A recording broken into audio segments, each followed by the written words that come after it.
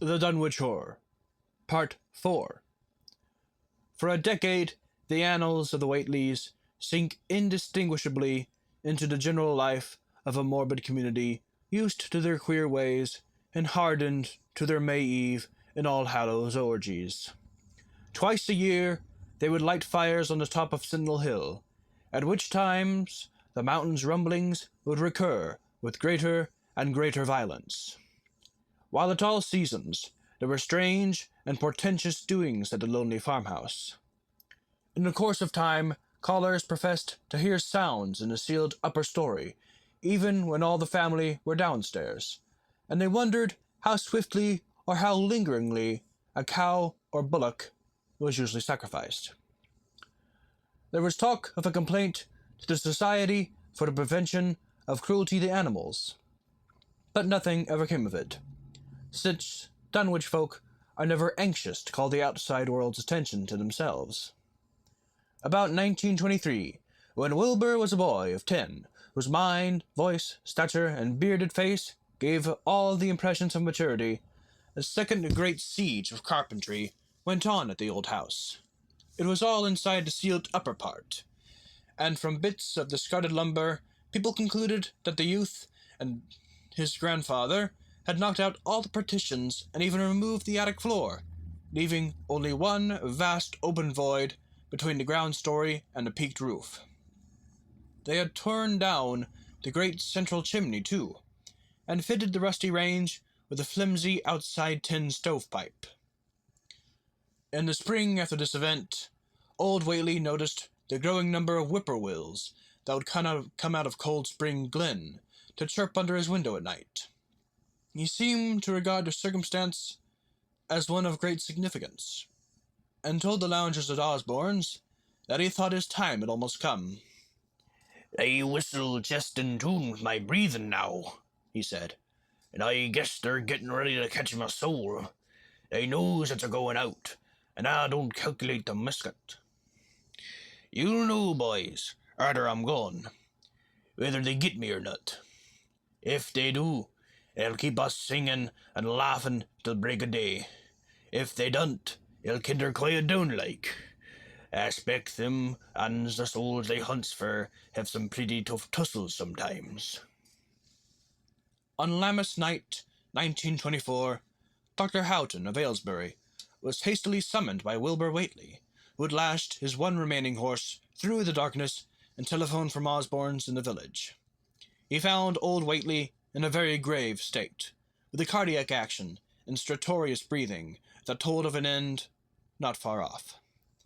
His shapeless albino daughter and oddly bearded grandson stood by the bedside, whilst from the vacant abyss overhead there came a disquieting suggestion of the rhythmical surging or lapping, as of the waves on some level beach. The doctor, though, was chiefly disturbed by the chattering night birds outside, a seemingly limitless legion of whippoorwills that cried their endless message in repetitions timed diabolically to the wheezing gasps of the dying man. It was uncanny and unnatural, too much, thought Dr. Houghton, like the whole of the region he had entered so reluctantly in response to the urgent call. Toward 1 o'clock, old Whately gained consciousness, and interrupted his wheezing to choke out a few words to his grandson. "More space, Willie. More space soon. You grows, and that grows faster. It'll be ready to sarve you soon, boy. Open up the gates to Yog Sothoth with a long chant that you'll find on page 751 of the complete edition, and then put a match to the prison. Fire from earth can't burn it nohow." He was obviously quite mad.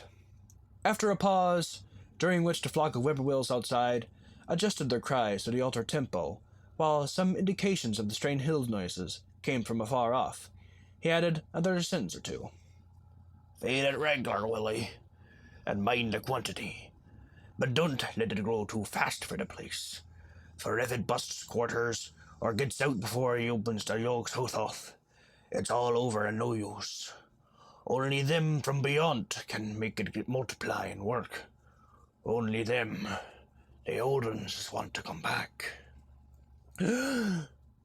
But speech gave way to gasps again, and Lavinia screamed at the way the whippoorwills followed the change. It was the same for more than an hour. When the final throaty rattle came, Dr. Houghton drew shrunken lids over the glazing gray eyes as the tumult of birds faded imperceptibly to silence. Lavinia sobbed, but Wilbur only chuckled, whilst the hill noises rumbled faintly. They didn't get him, he muttered in his heavy bass voice. Wilbur was by this time a scholar of really tremendous erudition in his one-sided way, and was quietly known by correspondences to the many librarians in distant places, where rare and forbidden books of old days are kept. He was more and more hated and dreaded around Dunwich because of certain youthful disappearances, which suspicion laid vaguely at his door, but was always able to silence inquiry through fear or through use of that fund of old-time gold, which still, as in his grandfather's time, went forth regularly and increasingly for cattle buying. He was now tremendously mature of aspect, and his height, having seemingly reached the normal adult limit, seemed inclined to wax beyond that figure. In 1925, when a scholarly correspondent from Miskatonic University called upon him one day, and departed pale and puzzled, he was fully 6 3/4 feet tall. Through all the years, Wilbur had treated his half-deformed albino mother with a growing contempt, finally forbidding her to go to the hills with him on May Eve and Hallowmass. And in 1926, the poor creature finally complained to Mammy Bishop of being afraid of him. "It's more about him as I knows than I can tell you, Mammy," she says, "and nowadays is more what I know myself.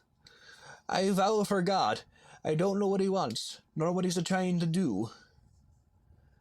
At Halloween, the hill noises sounded louder than ever, and fire burned on Sentinel Hill as usual.